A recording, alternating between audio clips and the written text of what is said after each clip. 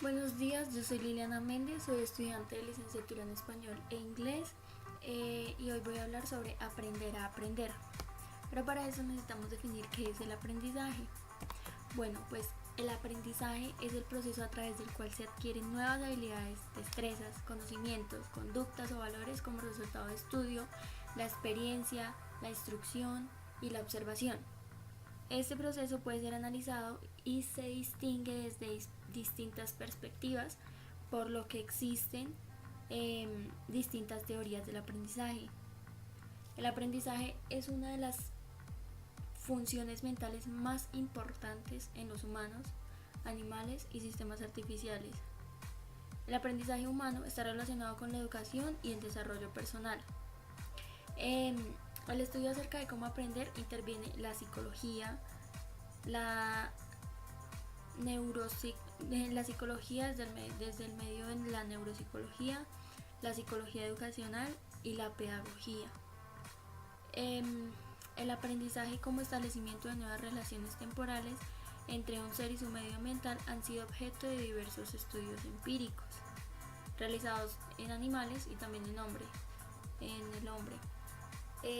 Los procesos básicos por imitación, habituación, condicionamiento clásico y condicionamiento operante. Las condiciones del aprendizaje. La edad. Toda etapa es apta para el aprendizaje. Desde que nacemos, todo el tiempo estamos aprendiendo hasta que morimos. Condiciones fisiológicas es cómo está el organismo para asimismo aprender, la disponibilidad que tiene nuestro organismo. Condiciones psicológicas, cómo estamos emocionalmente, cognitivamente, mejor dicho, la inteligencia, el interés, el estado de ánimo. Eso puede ser factor positivo o negativo del aprendizaje. La repetición es muy importante para captar y fijar en nuestra mente lo que aprendimos. Y las buenas relaciones entre el docente y el educando. También están ¿en qué consiste el aprendizaje? Modos y formas de aprendizaje. Vamos a ver los modos de aprendizaje. Está el aprendizaje por reflejo condicionado, que consiste en sustituir un estímulo natural por uno artificial al fin de obtener un resultado similar al alcanzado por el primero.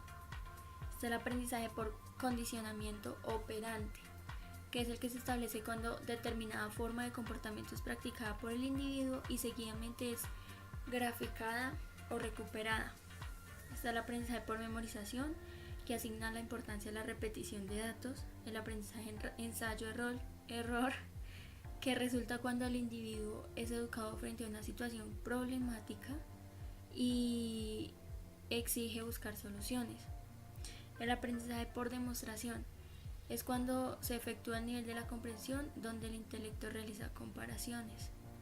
El aprendizaje por intuición, el que se lleva a cabo por una visión del entendimiento alcanzado la comprensión de un hecho de forma directa. Y el último, aprendizaje por reflexión, se realiza la acción de escoger, también se comparan las respuestas. Vamos a ver las formas de aprendizaje. El hombre, o sea nosotros, aprendemos a través de todo nuestro ser. Eso a través de todo nuestro organismo y nuestra mente al mismo tiempo.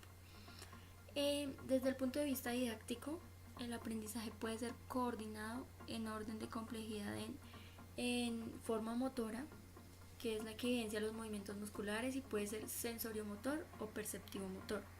La forma emotiva, que utiliza con mayor preponderancia la emotividad, puede ser apreciación de actitudes e ideales. Forma intelectual es la que utiliza preferentemente la inteligencia y puede ser verbal, conceptual y de espíritu crítico. Bueno, las fases. Seguimos con las fases del aprendizaje. Para que el aprendizaje tenga lugar deben darse cuenta una serie de condiciones externas e internas. Las condiciones externas estarán relacionadas con este hecho y podrán variar entre captar la atención del educando, informarle del objetivo de la actividad, estimularlo para que recuerde la información previa del requisito, presentarle material motivador, producir la conducta, retroalimentar las conductas correctas, evaluar su desempeño y ayudarlo a mejorar la retención y la transferencia del aprendizaje. Todas estas acciones, bien planificadas, bien planeadas, se corresponden con las distintas fases del aprendizaje que el educando tiene que pasar. La primera fase del aprendizaje es la motivación. Bueno, la fase de motivación es cuando somos motivados a hacer algo, cuando el maestro activa la motivación y da a conocer el objetivo o el logro que espera que los educandos alcancen, los motiva, los impulsa a que ellos cumplan ese logro, sea externa o interna la motivación. La otra fase es la fase de aprehensión. En esta, el docente debe planificar las condiciones externas que despierten y dirijan la atención del educando hacia el logro de una percepción selectiva para poder centrarse en la realización de la actividad. La otra fase, la fase de adquisición, aquí se produce la codificación de la información que se ha entrado en la memoria a corto plazo del educando. Esa información es transformada en material verbal o en imágenes mentales que luego serán alojadas en la memoria a largo plazo. La tarea del maestro tiene que girar en torno a planear nuevas actividades que estimulen la evocación de los saberes previos de los estudiantes. La otra fase es la fase de retención. La fase de retención aquí es cuando es como muy parecido al anterior. Dice que el educando acumula información en su memoria. En la medida que el docente presente material, cuadros, gráficos, diagramas, se le facilitará la retención y el recuerdo de la información. La otra fase es la fase de generalización. Esta es en donde el educando puede utilizar la información recuperada de su memoria. En términos psicológicos sería como que debe poder realizar la transferencia del aprendizaje logrado a situaciones similares o nuevas. Para ello, el docente debe presentar la tarea en su variedad de rasgos, como así también indicar la posible resolución de la misma en diferentes contextos. La utilidad de toda capacidad adquirida crece si se practica en situaciones diversas y nuevas. La siguiente fase es la fase de ejecución. En esta fase dice que el educando debe ejecutar la acción y demostrar que realmente ha aprendido una nueva capacidad. Es decir, debe generar una respuesta a partir de la información almacenada en su memoria y recuperada. Debe organizar esa información y en una nueva respuesta que demuestre el grado de su desempeño. La otra fase, la fase de retroalimentación, y es la última, dice que cuando ya el educando termina su ejercitación, el docente debe reforzar la conducta por medio de un proceso de retroalimentación, para así señalar el nivel en que el aprendizaje obtenido por el estudiante se acerca al esperado por el maestro. Bien, ahora vamos con las leyes del aprendizaje. Las principales leyes son la ley de la predisposición, que dice que evidencia la necesidad de que el profesor prepare el ánimo de los estudiantes para los trabajos escolares a realizar. Entonces, también está la ley del efecto, expresa que el organismo tiende a reproducir las tendencias agradables y a no reproducir las desagradables.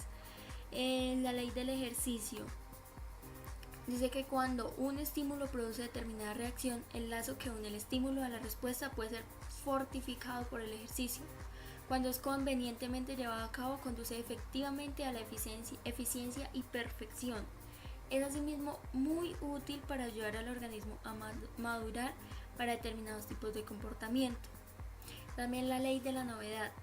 Esa ley dice que en igual de condiciones lo último fue recordado, será practicado con más eficiencia.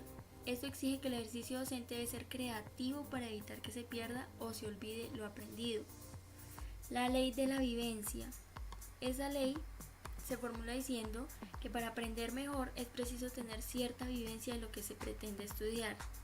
Quiere decir que el educando debe tener cierto tiempo de vivencia y convivencia con un tema antes de pasar a estudiar otro. Que quede bien grabado ese tema para que no queden huecos.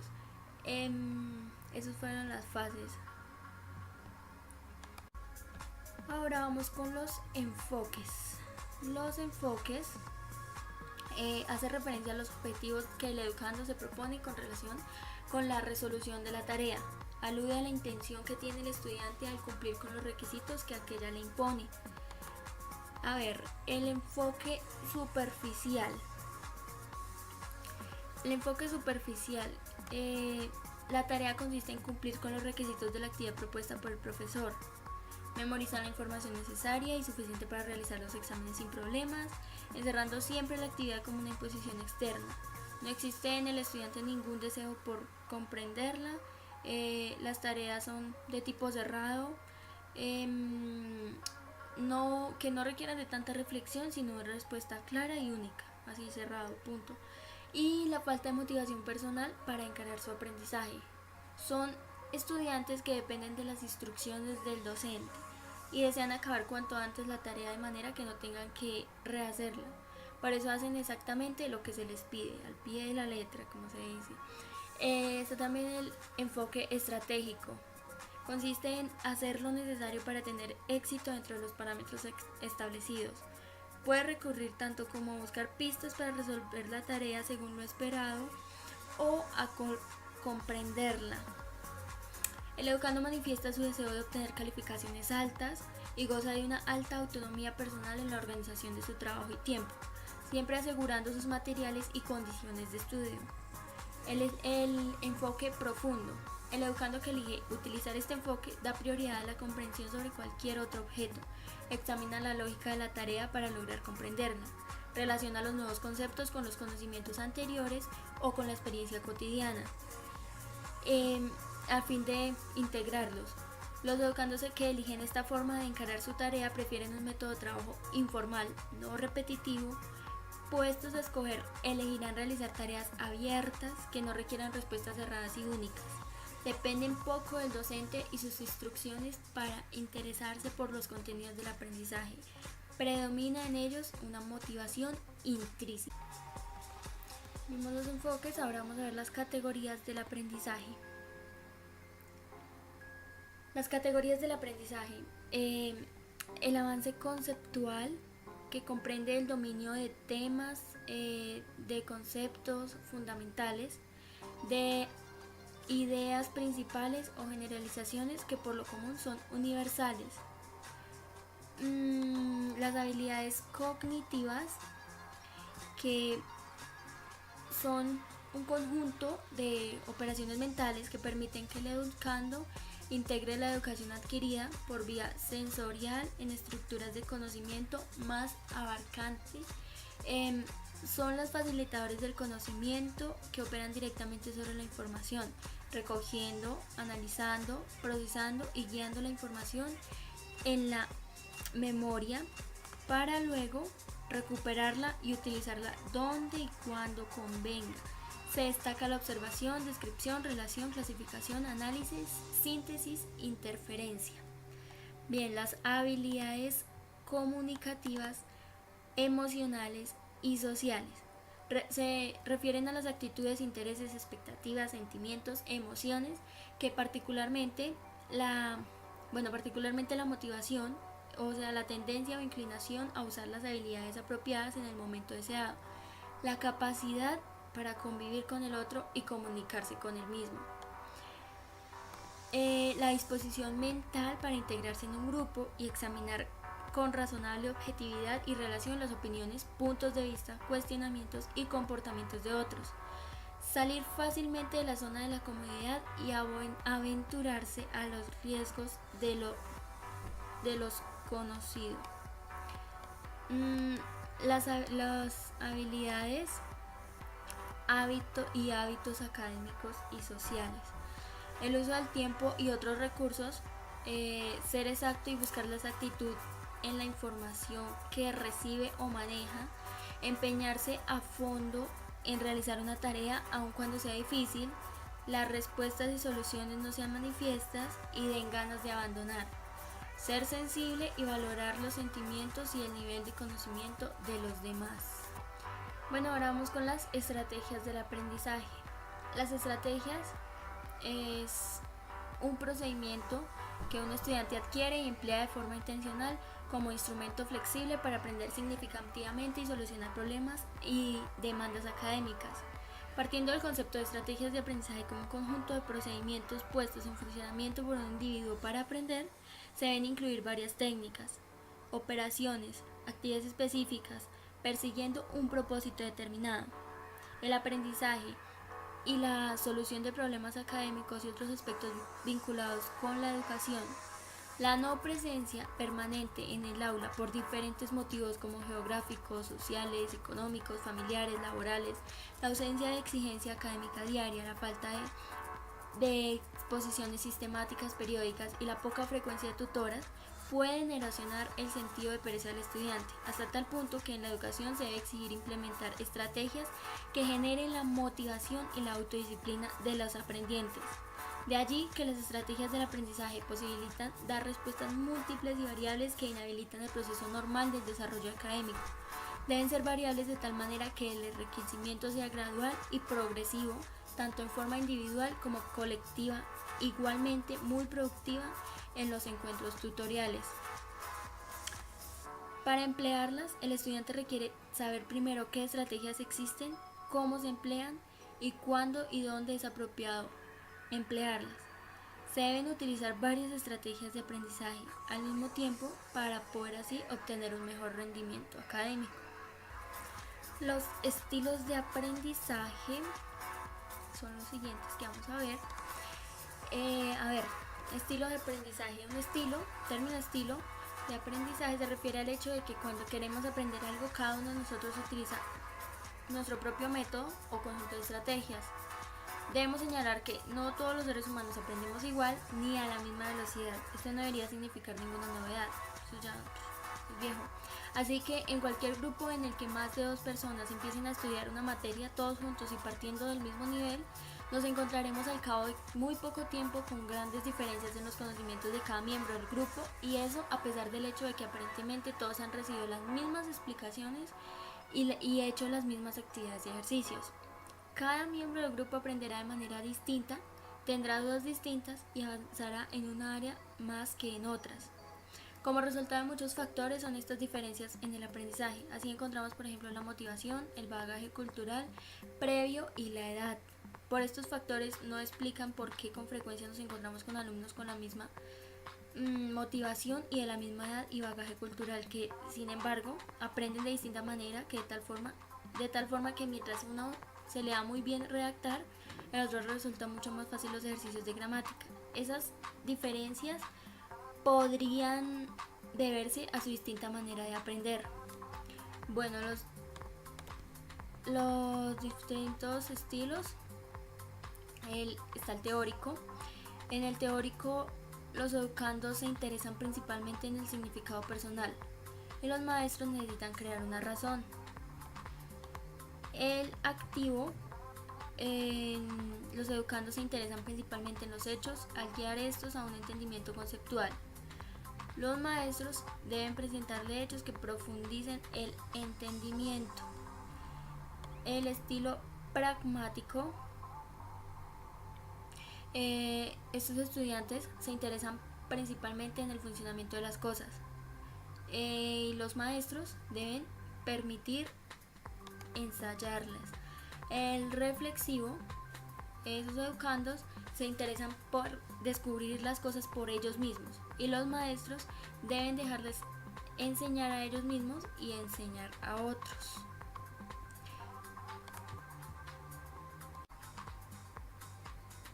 Vamos con la motivación. La motivación ya habíamos hablado antes, sin embargo, ahorita la vamos a ver cómo se divide. La motivación se define como procesos que estimulan nuestra conducta o que nos incitan a actuar. Se divide en intrínseca y extrínseca. Intrínseca es cuando la conducta se enciende internamente por personal o curiosidad o solo por puro gozo de la experiencia. La extrínseca se da en funciones cuando los individuos se ven incitados a la acción por factores ambientales externos, tales como recompensas, castigos o opresiones sociales. Las teorías de la motivación. Está la teoría del reforzamiento, enfatiza la importancia de la respuesta de los individuos a sucesos ambientales y a reforzarlos y extrínsecos. La teoría de necesidades sostiene que los individuos se esfuerzan por satisfacer las necesidades internas como la autosatisfacción, logro, afiliación, influencia y autodeterminación. Las teorías cognitivas es de la forma en que empiezan las personas y las creencias y las atribuciones que tienen en cuanto a situaciones vitales. La teoría del aprendizaje social postula que las acciones de los individuos están influidas por el valor que ciertas metas tienen para ellos y por sus expectativas del éxito. Vamos con las teorías del aprendizaje. Las diversas teorías nos ayudan a comprender, a predecir, a controlar el comportamiento humano y tratan de explicar cómo los sujetos acceden al conocimiento. El objeto de estudio se centra en la adquisición de destrezas y habilidades en el razonamiento de la adquisición de conceptos. Bueno, las teorías se clasifican, reflejan la diferencia de perspectiva, de lenguaje, metodologías de investigación y responden a condiciones de producción, coordenadas históricas y epistemológicas diferentes cuyos conceptos y principios explicativos a veces pueden resultar complementarios y otras veces irreconciliables. Los distintos estudiosos del tema han clasificado el conjunto de teorías con diferentes criterios. Las teorías del aprendizaje se dividen en dos grandes familias: las teorías asociacionistas o del conocimiento. Son elaboradas teóricamente, entiende el aprendizaje como un proceso de asociación de estímulos y respuestas. El sujeto cognoscente, en este caso el educando, se considera un sujeto cognoscente. Desde esa perspectiva, el individuo aprende cuando establece conexiones establecidas frente a los estímulos que se presentan. El medio premia o castiga mediante refuerzos la conducta aprendida. En el interior de esta familia podemos hallar dos orientaciones: el condicionamiento clásico, según Pavlov y Watson, y el condicionamiento operante. Sus expositores son Hull, Thorndike y Skinner. Está también las teorías mediacionales. Estas teorías conciben que en todo proceso de aprendizaje intervienen ciertos mecanismos internos por parte del sujeto. Intentan explicar cómo se construyen estos esquemas internos según las condiciones externas que el medio impone. Se distinguen los siguientes: teoría del aprendizaje social. El aprendizaje se realiza por imitación de modelos. Sus exponentes: Albert Bandura y Konrad Lorenz. Están las teorías cognitivas, teorías fenomenológicas de Carl Rogers y Max Wertheimer, las teorías genético-cognitivas de Jean Piaget, Jerome Bruner y David Ausubel, las teorías de procesamiento de la información. Se destacan Robert Ganguet y Theodore Simon. Tal es el caso de la teoría de las inteligencias múltiples, elaborada por el investigador norteamericano Howard Gardner, que si bien es una teoría de aprendizaje propiamente dicha, ha producido un gran impacto en los ámbitos educativos.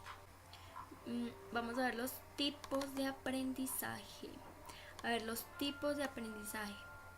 El ser humano es capaz de apropiarse de múltiples aprendizajes según capacidades y experiencias de cada uno. Bueno, aquí tengo los aprendizajes más destacados. El aprendizaje asociativo consiste en adquirir tendencias de asociación que aseguren el recuerdo de detalles particulares en una asociación definida y fija. Memorizar es uno de los requisitos básicos para llevar a cabo este tipo de aprendizaje. El aprendizaje motor consiste en aprender a usar los músculos coordinada y eficazmente. Las actividades motrices desempeñan un papel muy importante en la vida del individuo, pues vivir simplemente exige cierto grado indispensable de rapidez, precisión y coordinación de los movimientos.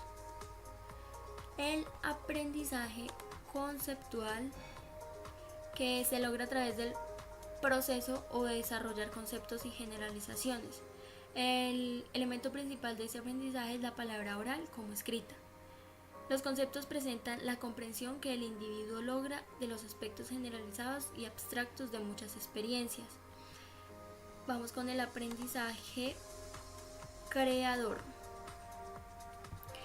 El aprendizaje creador es cuando existe un cambio de conducta en el momento en que se presenta un problema en diferentes situaciones y se encuentran soluciones originales. La manera en cómo se puede encauzar este tipo de aprendizaje es ponerles en un aula diferente donde se les provee de oportunidades necesarias para la memoria emotiva y que exista una tranquilidad que exija en este nivel afectivo. El aprendizaje reflexivo. El aprendizaje reflexivo se complementa con el aprendizaje creador. Implica también la solución de problemas, solo que aquí pretende fomentar la actitud, la indagación frente a los problemas. El aprendizaje emocional y social consiste en el tipo de aprendizaje que lleva al alumno a ajustarse a su medio físico y social de una manera satisfactoria, permitiéndole un funcionamiento adecuado como persona. El aprendizaje por observación se considera que podemos aprender por observación o imitación. Si todo el aprendizaje fuera resultado de recompensas y castigos, nuestra capacidad sería muy limitada. El aprendizaje observacional sucede cuando el sujeto contempla la conducta del modelo, aunque se puede aprender una conducta sin llevarla a cabo. Este tiene unos pasos. El primero es adquisición. El sujeto observa un modelo y reconoce sus rasgos característicos de conducta. La retención. Las conductas del modelo se almacenan en la memoria del observador. Ejecución. Si el sujeto considera la conducta apropiada y sus consecuencias son positivas, reproduce la conducta. Y consecuencias. Imitando el modelo, el individuo puede ser reforzado por la aprobación de otras personas. Implica atención y memoria. Es de actividad cognitiva. Y por último, tenemos las dificultades del aprendizaje. Las dificultades del aprendizaje, una dificultad de aprendizaje es un trastorno que afecta a la capacidad de la gente para comprender lo que ve y oye, o para conectar la información de las distintas partes del cerebro entre sí. Una dificultad de aprendizaje no implica necesariamente falta de inteligencia, sino que tiene que ver con sus debilidades y limitaciones para aprender. Esas pueden manifestarse en distintos modos, como un problema específico con el lenguaje oral o escrito, coordinación, autocontrol o intención, y estos problemas se hacen extensivos al trabajo escolar. Puede retrasar el aprendizaje en la lectura, escritura o en las matemáticas. La causa de las dificultades del aprendizaje, pues hoy en día no se saben exactamente. Hay demasiadas posibilidades entre las cuales elegir que podrían ser causa de cierta dificultad. La teoría más importante es que vienen desórdenes leves de las estructuras del cerebro y sus funciones. Lo importante es que aquellos con dificultades de aprendizaje busquen manera de encontrar ayuda. Y esto fue todo lo que yo tenía que decir sobre aprender a aprender. Muchas gracias por su atención.